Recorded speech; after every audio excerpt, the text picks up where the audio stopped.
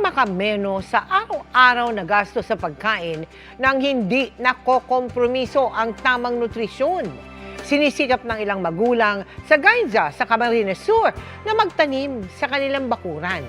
Katuwang dyan ang inyong GMA Kapuso Foundation na namahagi ng vegetable seeds at nagturo rin para mapanatili ang kalusugan ng kanilang mga anak.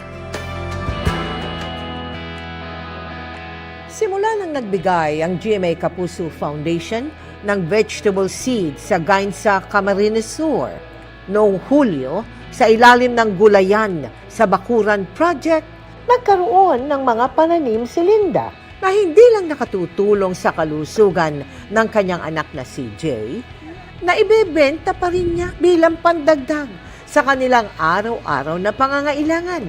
At kung may sobra pa, ipangbibili niya ulit ng vegetable seeds. Yung pechay, 50 kilos ang isang kilo. Binili ko ng fertilizer, tapos tsaka pantanim ulit para dumami. Para di maputol, sige-sige lang tanim.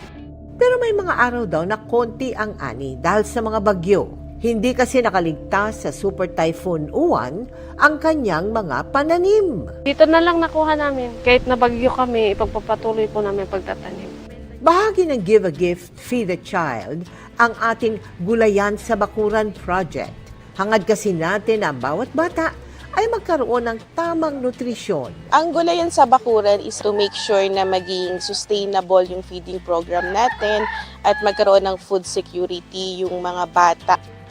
Bukod sa masustansyang pagkain, may payo rin ang Nutrition Action Officer ng Gainza para mapanatili ang kalusugan ng mga bata. Dapat may wastong tulog po yung mga bata at lalong-lalo na po at mahilig na sila sa gadgets. Masunod yung mga tamang pagkain at nutrisyon.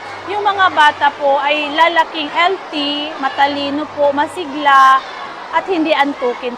At sa mga nais makiisa sa aming mga projects, maaari po kayong magdeposito sa aming mga bank account o magpadala sa Cebuana Luwalier.